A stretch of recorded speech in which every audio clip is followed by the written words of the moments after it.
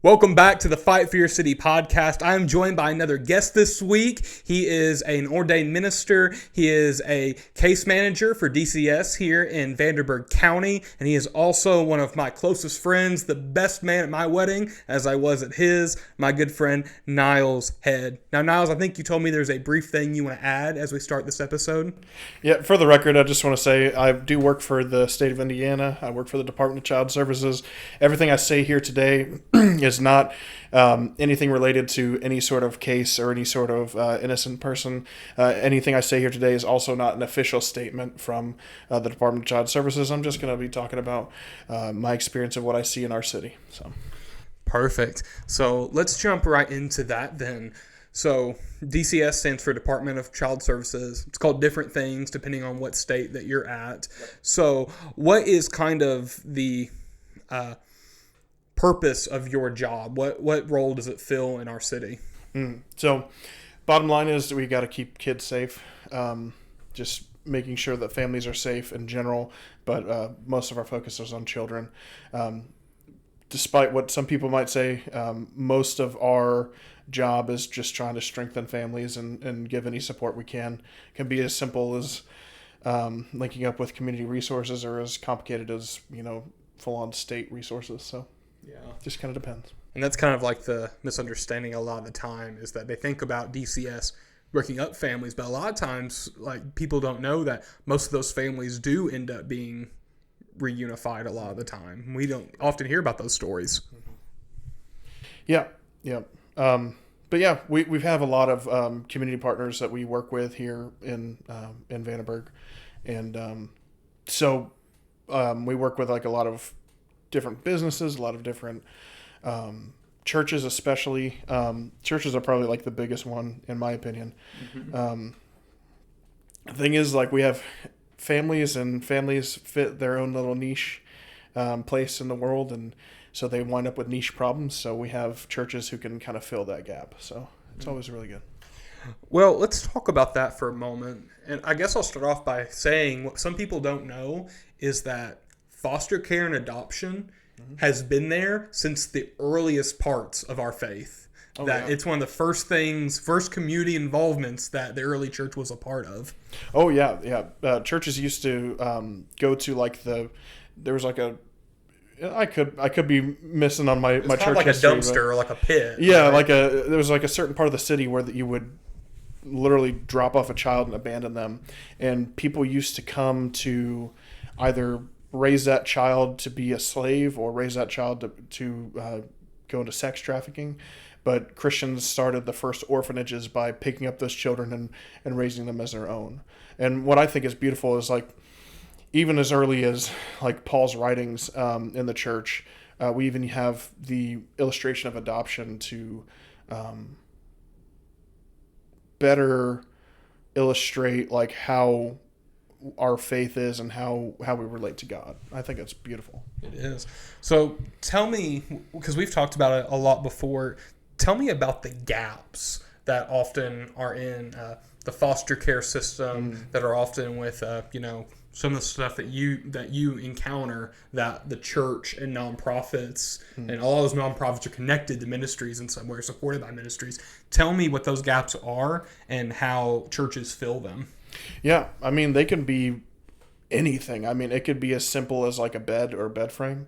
It could be as simple as an oven door. I mean, like it's like I said, you get niche families who get a niche situation, so we have to fill those problems. So a lot of it's like, you might have like one program that you can use and that has certain funding for certain things, but then maybe a family doesn't meet that criteria, but they're just below it, or maybe there's not enough funding, or there's a waiting list, but the need is immediate. So churches can come in and they can fill that need in like a way that's much more timely, and a way that's much more like tailored to that specific family. Because if you think about it, like if you have a full-on government program, if you have a full-on government program, in order to justify the funding for that government program, it has to be broad. So because it's got to be broad, you don't always get those tiny little gaps. Like like something as simple as a bed frame, or maybe somebody needs funding for a school uniform or something like that. Now, sometimes the state programs, they don't quite have enough, they can't get everybody in one go. So that's where churches really thrive. There's actually a local thing. I don't know how local it is or how broad it is, but it's called Care Portal. And local churches can be part of this Care Portal, and different, I don't know if it's just to DCS, but DCS has like a side of it. And we can submit a request to Care Portal, and every local church can see what that request is, and they can step in to fill that need. And it can be as simple as like a bed, and somebody goes out and buys a bed from Walmart, or it can be as crazy as, we need help with the light bill, and we've got a ceiling that needs patched and all this kind of stuff. And if there's no help needed, then churches are really kind of that safety net and that Care Portal that they can really fill the gap, and it's excellent. Awesome. So how would a church go about filling that up? Is there like you just visit the website and sign up to be a part of it? Yeah, and there's like a certain gentleman who runs like the website, but yeah, I would visit the website and see if like there's like a telephone number or something like that. I'm not really 100% sure. We're more on the other side of it. So. Yeah, I'll do some research, and I'll leave a link in the description for anyone who's interested in that.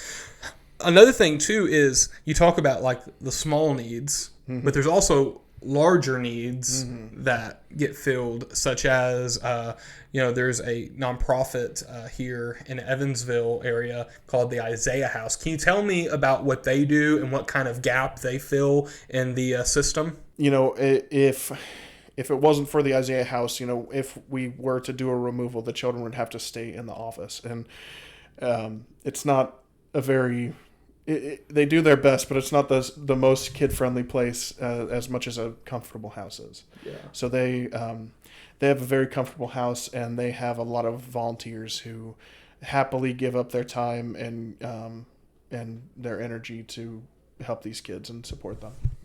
Another big one that exists that I've gotten to serve that with my wife Emma a few times is forgive me, I'm trying to remember. It's the Borrowed Hearts. Borrowed Hearts, which gives the opportunity, because sometimes when kids come out of the foster system to a family member, to a foster family, sometimes they don't have much besides like the shirts on their back, and they give them an opportunity to not only come in and get clothes, but to get new or next to new clothes. Right. They support with toiletries for kids and for any babies that come in. They do an incredible amount, and it's absolutely free to them and completely run by mostly volunteers and a few paid staff. Right. And they're another one, like they fit that niche, and not every child goes into foster care. Some children go with what we call kinship, or go with relatives. Kinship is somebody who knows the child. Can be a teacher, can be a friend of the family, can be somebody you call your aunt but isn't actually your aunt. That's kinship. Anybody who's not a blood relative but knows the child well enough. But what I'm saying is, even if they are part of that, they have Borrowed Hearts that they can go to, and so it takes a while for the financials to kind of get set up for some of these families. So Borrowed Hearts is a good resource for those immediate needs. Yeah. Once again, just filling that gap, that gray area where you'd be on your own if it wasn't for this place stepping in. Absolutely. And not to get like all theological about it, but it to me, it's just like the fulfillment of Acts chapter 2. Like when the church first was filled with the Holy Spirit, they went out, they sold their possessions, and they paid off the debts of the people in the church. And to do that, they were meeting their needs so that nobody had any kind of need. And so to me, as our local churches are stepping in to fill that gap, that is like the spirit of Acts chapter 2, where they're going in where there's a need and they're filling that need. And I mean, there are other programs to support families. There's like the Evansville Christian Life Center. They're a big one. And it can be as simple as like material assistance. It can be as broad as classes. And I know Evansville Christian Life Center, they do like co-parenting classes. And I know like in a perfect world, mommy and daddy would stay together all the time. But in a realistic world, we have parents who unfortunately split up, and they teach them how to best co-parent in the way that's, mature and in the way that's in the child's best interest. We talked about in an earlier podcast, but it wasn't on video, so no one's going to care about it. But I had a member of my church one time in Louisville, and I use this story to kind of talk about what you are. He had this crazy collection of sports memorabilia. I mean, like insane amounts of autographs. One of the pieces he had I thought was wild. He had a signed Quran that was signed by Muhammad Ali. Oh. Like, it was really interesting stuff. The thing is, this dude knew nothing about sports. Like, he knew nothing. He just loved to collect. And one of the things I found that he had a huge amount of books from, like, sports stars.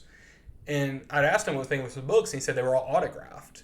And he told me that that's actually the most underlooked thing a lot of the time when someone's searching for sports memorabilia and autographs, is that if you go to a local bookstore, especially if it was a place that person went to college or they played at, and you find a book of theirs like in a thrift store or something, it's typically signed, because that's how people like sold their books to get how that they autograph. kept track of it. Oh, okay. And what that kind of taught me was there's always opportunity where no one else is looking. And I found it's the same thing with ministry and the niches that we fill, is you have to be willing to think about the struggles that people are going through that no one thinks about. Probably no one thinks about, if you're not directly involved with foster care, been through this system, you don't think about there's a gray period without funding where they don't have clothes. Right. You don't think about a class to help people co-parent after something went wrong. Right. So that's a huge thing in any ministry, in any town that you go in. There's always a struggle that someone is not filling. Right. And I'll guarantee you, no matter how much tax money we pay, like there's never going to be everything's taken care of by the government. There's always going to be a gap that the church is being called upon to fill. And when it comes to even when it comes to the foster system, I mean, I think in the book of James, James writes that there is no purer form of religion than taking care of the widows and orphans. Which I'll put in foster kids. That one, as much a thing back. Not as you're much definitely a thing not back getting then. anything back if you put in. So but to me that is such the truth. Being the hands and feet of Jesus and going out there looking after the people that almost no one else is looking out for, loving the unlovable, like that. That's what we're called to do, whether you're paid to do it or not. So let me change gears for a moment, going off of DCS. Me and you got to know each other when we were going to ministry school. We were both getting a bachelor's in Christian studies with a focus in pastoral ministry. Both had started preaching already at a pretty young age and had finally gotten to the point where we got the blessing to go to college to study ministry. And one of the things, me and you both ran into was we would have people that told us that ministry, that going to school for ministry would ruin us. So did you have those experiences like I had? Yes. I had a lot of folks saying like, oh, it's completely optional because the Lord sets you up with everything you need. And I find that one particularly ironic because I think like, well, what if this is the Lord's way of setting me up for success, or for the ministry? Mine wasn't even optional. It wasn't even optional. No. That people were being nice, but yeah, I had a whole lot of people who were just like, well, why? Yeah. Indiana? I'm from Missouri, by the way. So going to Indiana was a big step. So, but it's also important to know, I lived in the part of Missouri you're from, and they're not exactly known for its Bible colleges. Like or colleges in general. They're there, but one, shout out, maybe two. Shout out Three Rivers. Yeah, Three Rivers and SEMO. That's about it. I have two main memories in my head. I had a person tell me one time I'm going to college, and they told me it was going to ruin my preaching. And then when I was in college, I had a guy I worked with at a factory, and I was going to college, working there in the summer. He told me, well, the apostles went to college, but it wasn't a real college. They went to the College of the Holy Spirit. So I'd tell you which one's better. Yeah. But one thing we talk about a lot, I've even talked with my professors about it after I graduated. The most important thing to me about going to college for ministry before diving headfirst into ministry, it's not that it was a giant Bible study that you just paid a lot for and you attended for a few years. Right.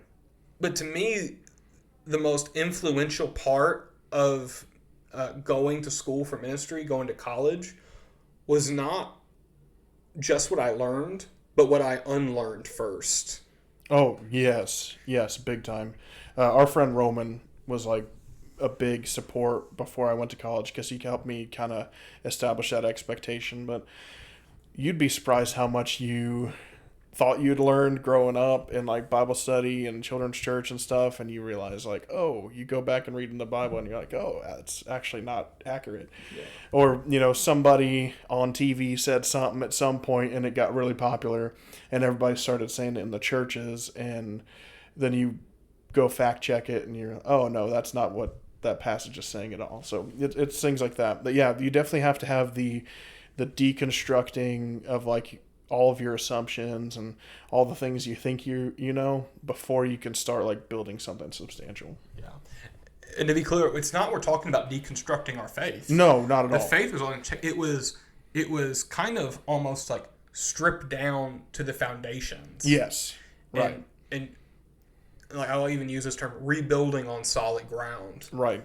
Because that's so true, and there's so many people I meet like in my ministry and talking to people.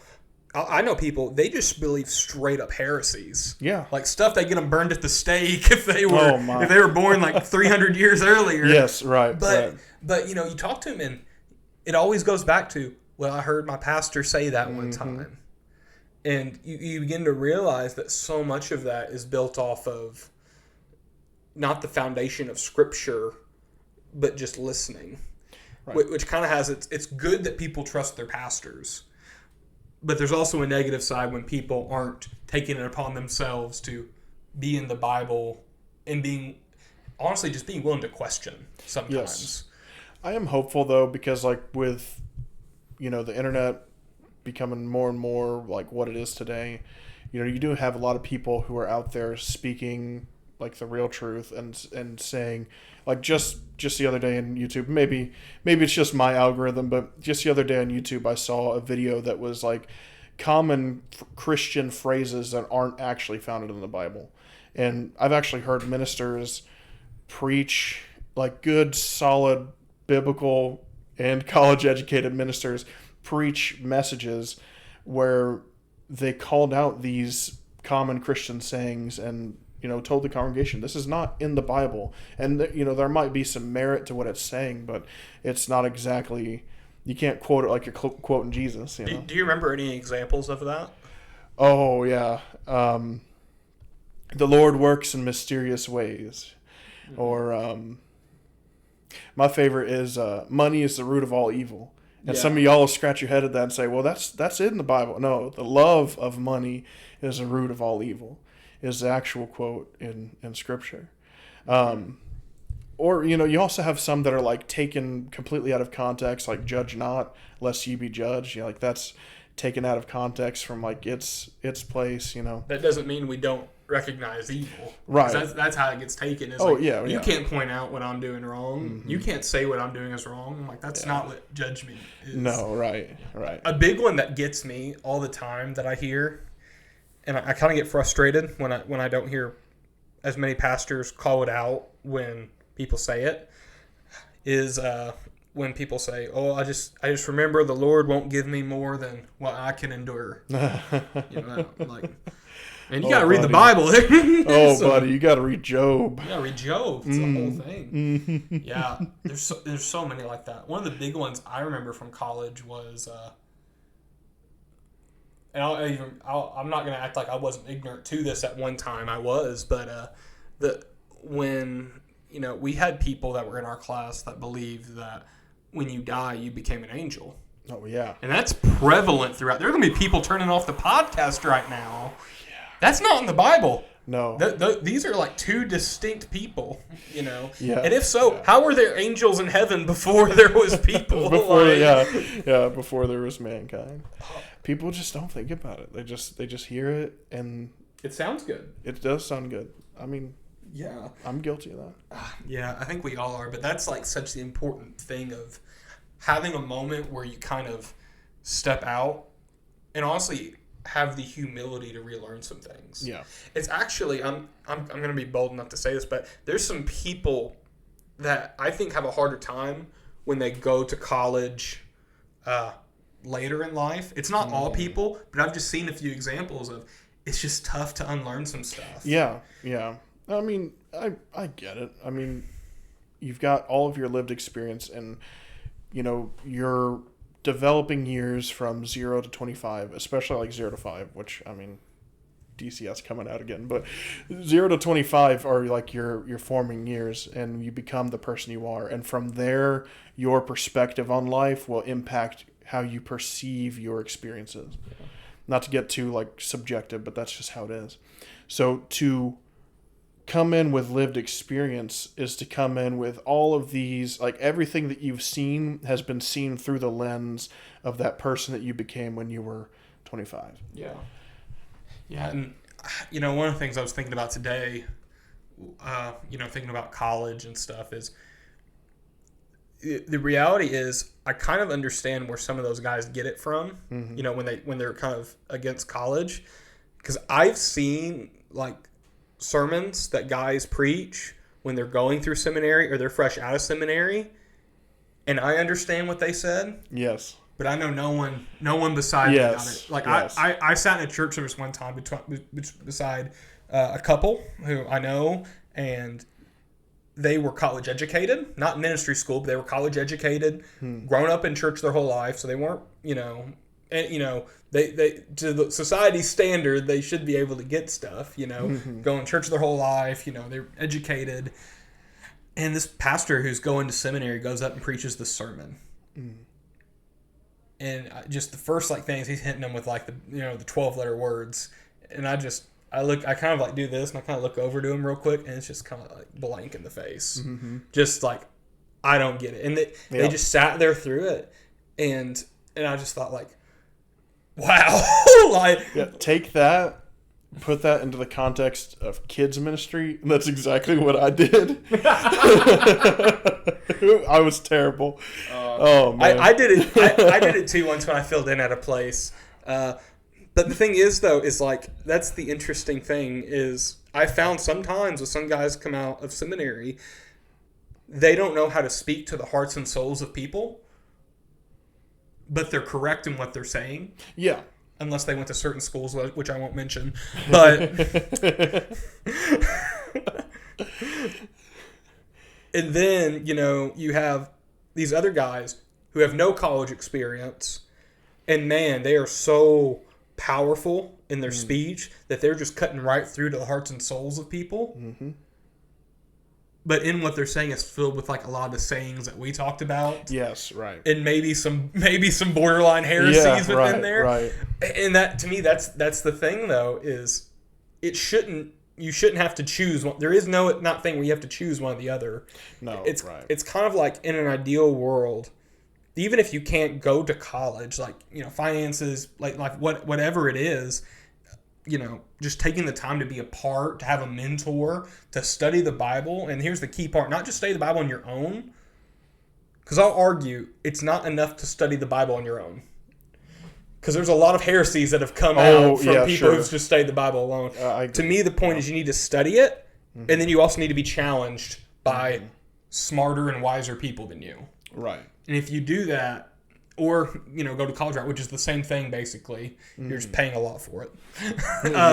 But, you know, it gives you that thing of where you can speak to people's hearts. And to do that, you have to remember, like, I'm not up here to impress them.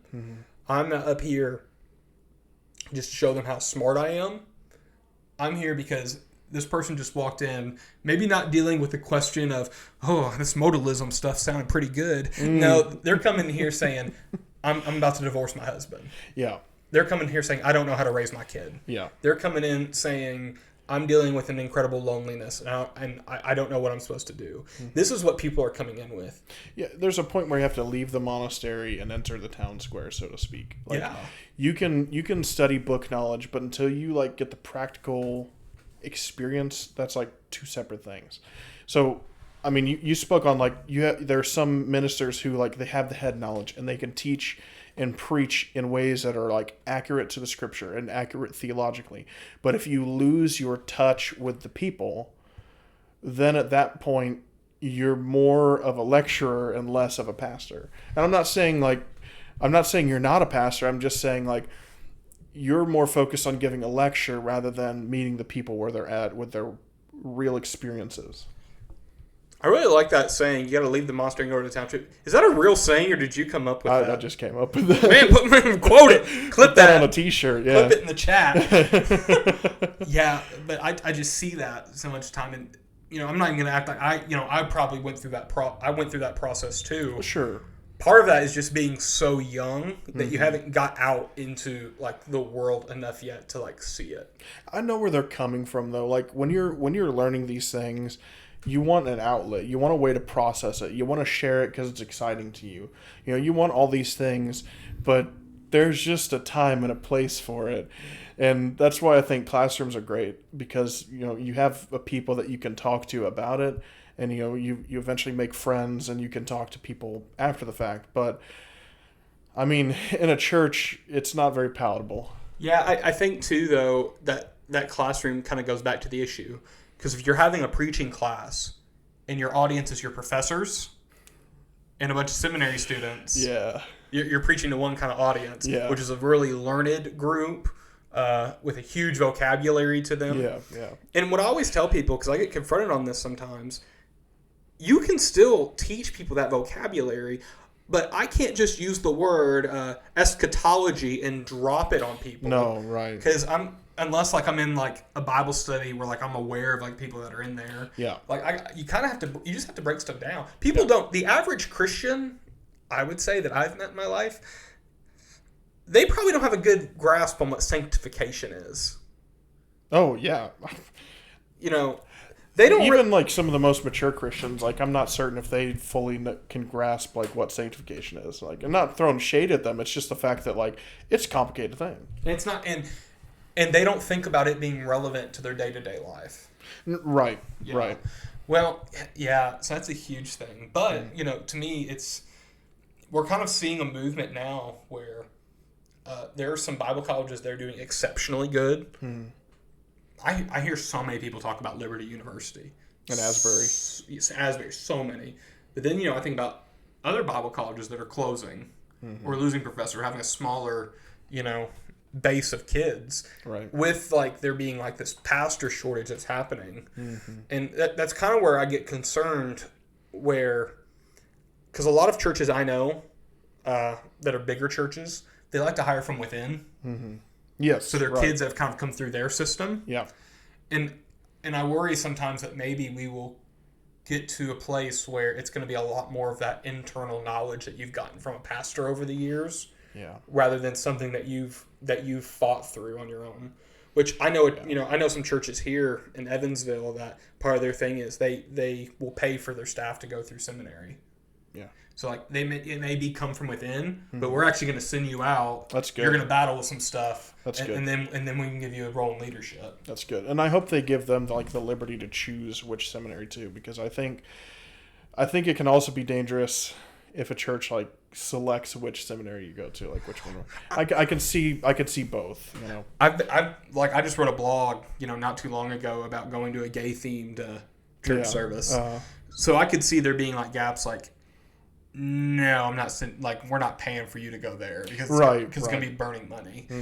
But there is, it kind of leads into another thing about college too. Is there's in the last 40 years there's been a shift in the kingdom of God that kind of happened when you had a lot of Southern Baptist universities not just make a stance on conservative theology, but like make a stance of if you're not a 5-point Calvinist and have all of this stuff added onto it, then we're not going to let you teach here. I wonder who he's talking about. Well, I just said Southern Baptist. Yeah, like that's a lot of their seminaries. Right. And that's not even like too big a critique on them because I understand why they did it. Mm-hmm. But I also think it creates too much of that bubble where you're not being challenged. Yeah. Oh, yes. And one thing, like, I think we lucked out with our experience because we, as I've put it to other people, we kind of got like a Baskin-Robbins spoonful of like every kind of theology. Not every single kind of theology, but we got like a little bit of like all the essentials. And so we had a lot of like diversity in thought of like what we were studying. So we got like a little bit of conservative, a little bit of liberal, and we kind of like were able to make our own decision, marry the two in some cases, like meet in the middle. Well, even some people forget one of the original names for General Baptist was the Association of Liberal General Baptist Churches, or Liberal Baptist, because the idea of liberal changed. Originally, liberal just meant you weren't Calvinist. Yeah.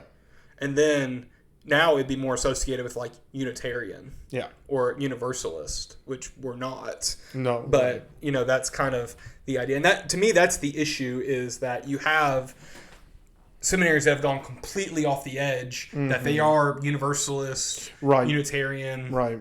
Just straight up heretical. Yeah. Some of them are communists that I actually know, which is kind of wild because is heretical. That doesn't work. That doesn't work when you have an ideology that says you have to be atheist. Yes, it don't work. Or says like humankind is like the ultimate good if it's put in the right conditions. It's like, oh no. Yeah, we were put in the right conditions. Adam and Eve, brother. Too, man. Take that, Carl. Oh man. but then you have the other side that is hardcore, staunch fundamentalist. Oh yeah. And I will even say I don't even think there's necessarily or nothing. Yeah. Well, it's not even that I necessarily think there's anything specifically wrong with that. Yeah. But it's just that when you block off and you isolate yourself, it allows you to go unchallenged. Yeah. And you essentially take any bit of challenge as heresy. Mm-hmm.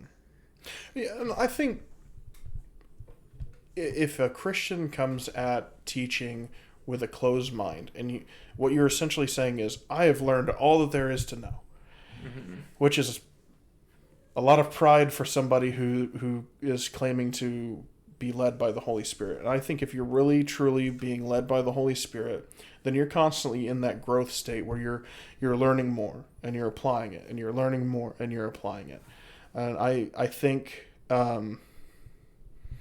some of it comes from lived experience, but I think a lot of it comes from that challenge of being out of your comfort zone and hearing things that you don't necessarily like at first, but you at least hear it out and you understand that it's out there. And I'm not saying you have to change all your beliefs and become something that you're not, but what I am saying is, like, if you come at it with a closed mind, how do you know that you're growing on the right track if you're not listening to what else is out there?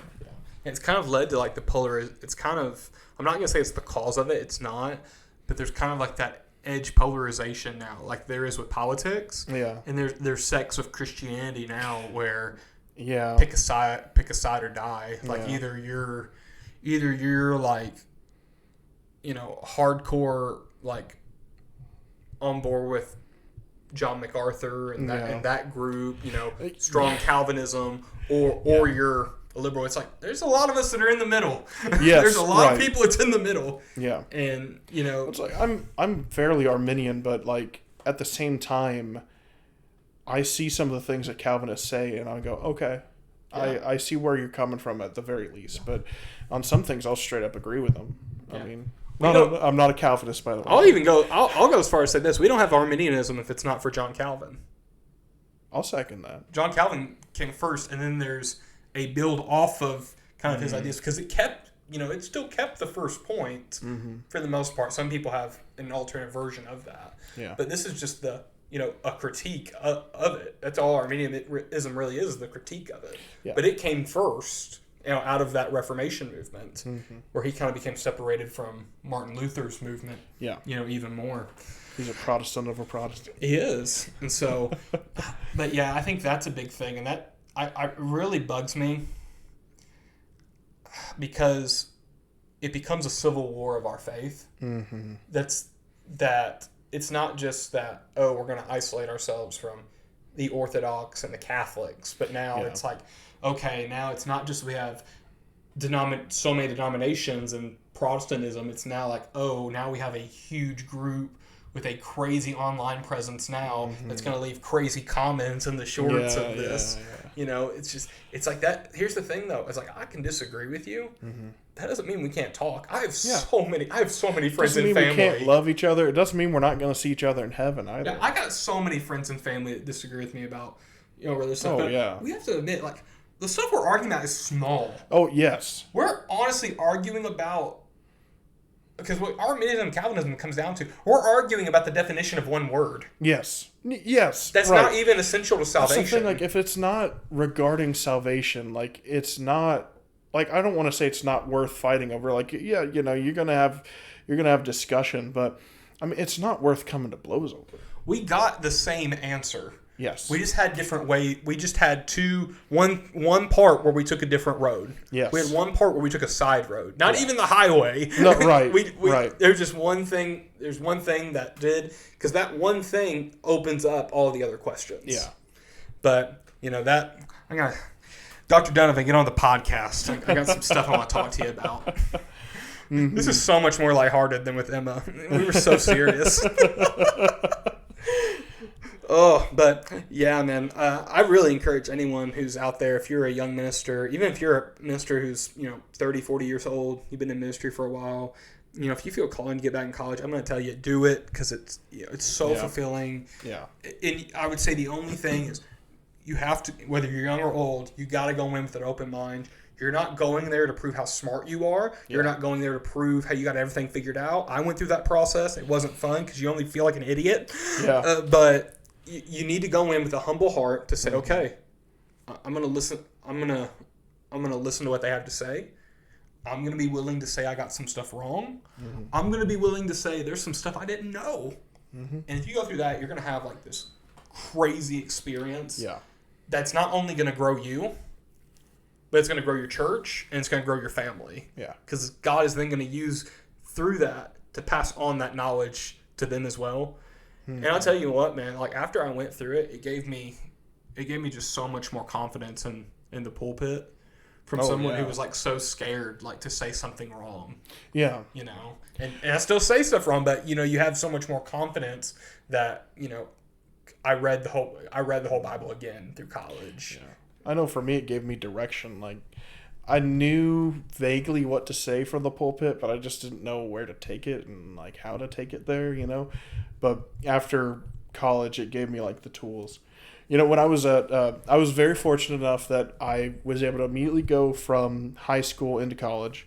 I was also fortunate enough that while I was in college, I could try out new things at a church, and they were loving and accepting enough of me that they let me try the new things. And I actually told them one time, I said, y'all were kind of like my sandbox where I could just like toy around with different things and see what works and what doesn't. And I preached some strange sermons for them, but I preached a sex sermon where like the average age was like 70, I think. Me too, yeah. But I like told them up front, I told like Powell, General Baptist Church, it's going to be rough, but I got to do it. I got to do it. Oh yeah. Oh yeah.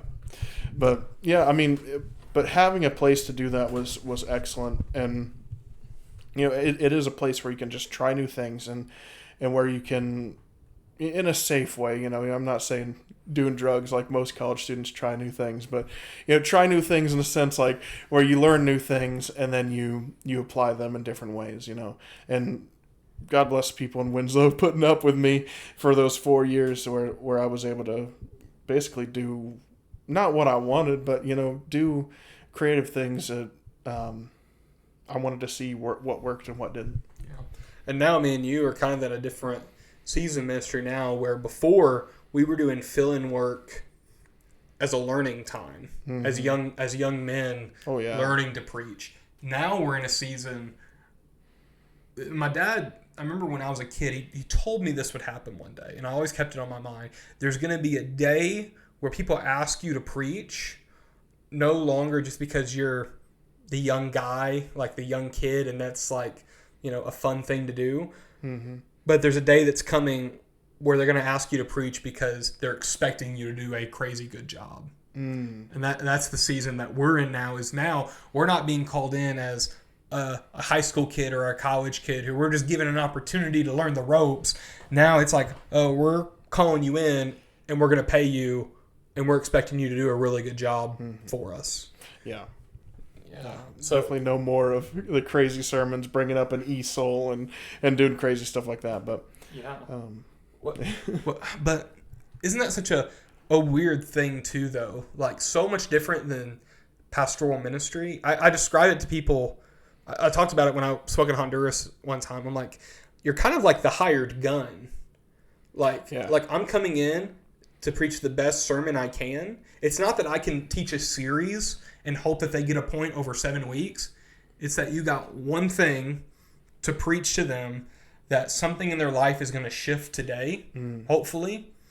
It's not that you're even out like trying to overshadow the pastor or try to outdo him. Right. I take it as the mindset of, okay, I get the opportunity to maybe even share some things, and I can walk away like the scapegoat so that the pastor can come after me. Yeah, I know what you mean. I actually get kind of anxiety going into like a congregation I don't know, because I'm thinking like, oh man, what if this pastor has preached like 8 weeks on like taming the tongue, and then I come in and I'm like, we can't be afraid to speak out. We can't be afraid to say what we mean, that kind of stuff. So I'm always afraid of like undermining the work that a pastor has done. Yeah. But you're right, though. It is freeing that I get to come in. I get to just like be that hired gun who comes in and just show off what I've got and preach a good sermon that I've been working on for however long, and then I get to just dip and not have to deal with any of the consequences and get all the thank yous on the way out. And that's not saying, nice and that's not saying like we're coming in like a kamikaze pilot. But like I was talking to a pastor, the other day, and I said that's kind of like the thing is he was telling me, he has, his church is going through a transition, and some people have been, taking it really hard, that transition. I said sometimes, man, having like, I guess, speaker is good because they can deliver some hard truths. And because that's always like, I ask pastors this before I go fill in anywhere. I just say, first I ask, what were your last few sermons over? So I know I'm not talking about what you're doing. That's fair. And the second thing being like, is there anything you want me to talk about? Because it could be they're in the middle of a series. Yeah. Or it could even be like they're willing to say, this might need to be talked about right now. Yeah. And I think it's just the willingness to be open, and because I don't view myself necessarily independently of a pastor when I fill in. I want to really continue the work and not undermine his work. Right. And also not even go against really the theology of the church. Like there's churches I know, like I go preach at, and you may talk to the guy, and I'm not saying this has happened, but you may go in your mind knowing like, okay, I know this guy, and I know that maybe he is a Calvinist and I'm not, or maybe I'm going into a church and knowing they do this differently. Maybe they speak in tongues, and like I may disagree with you about some stuff,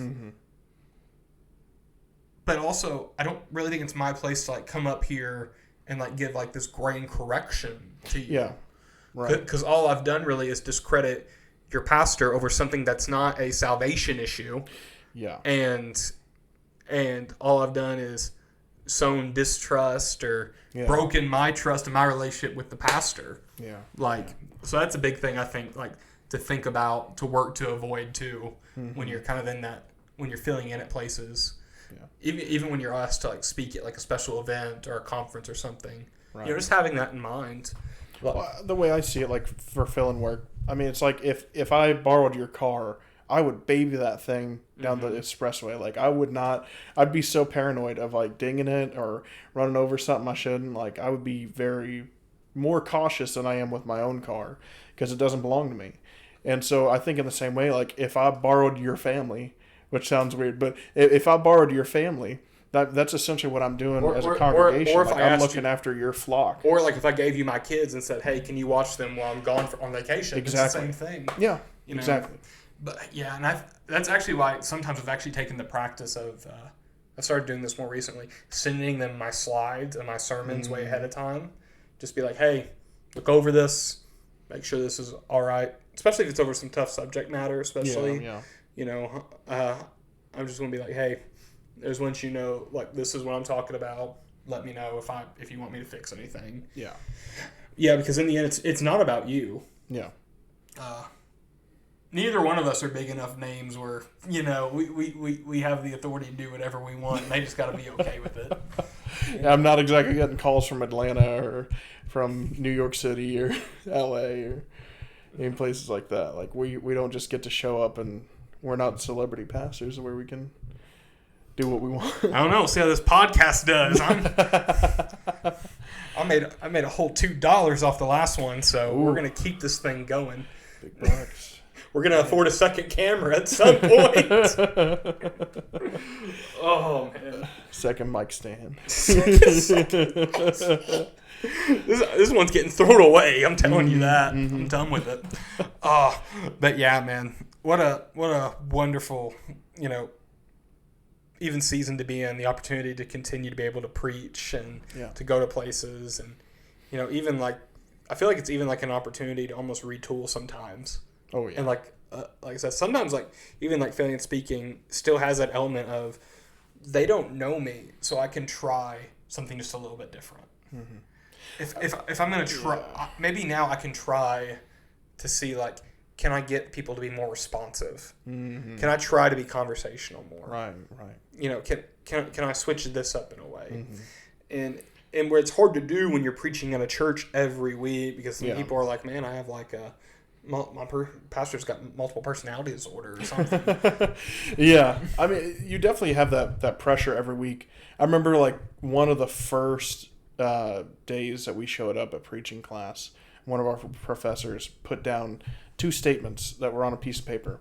And one of them said, I have something to say. And the other one said, I have to say something. And he taught us, like, there's a big difference between the two of these. And he's like, you got to make sure that your heart is saying, I have something to say versus I have to say something. And, you know, whenever you've got that weekly deadline of, oh, my goodness, I've got Sunday coming up. And before you know it, it's Friday. And you got a sermon to preach. That pressure is on to say, like, oh, I have to say something. But in reality, it needs to be, I have something to say. So being in a season like this takes that pressure off to where the Lord can work on you and be showing you all these different things and teaching you all these different things. So now you have more things to say when it comes time to say something. Yeah, that's something that could happen in church, especially if you're asked to do multiple Bible studies. You're doing a sermon a week. Maybe you have a Sunday night service and you're doing 2 sermons a week. If you think about that, not just as teaching, but as content, like if I was shooting like 4 videos a week or something, oh my word, you're going to be exhausted. Yeah. And on top of that, you're doing all that on top of the relational work that you're doing. So yeah, that plays such a difference. And I really think it goes back to, too, every Sunday has the opportunity to change someone's life. Yes. You just got to be prepared for that.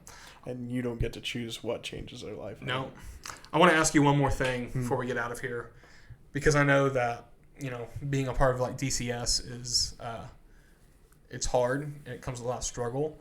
And I know y'all are always looking for more people to be foster families. So I just want to ask you this. If you had to say one thing, and let's just say God gave you the power that this one thing you said was going to enter the mind of everybody in Vanderburgh County who's struggling with the idea of being a foster parent. If you had one thing you could say to them right now that they would hear, what is it that you would say?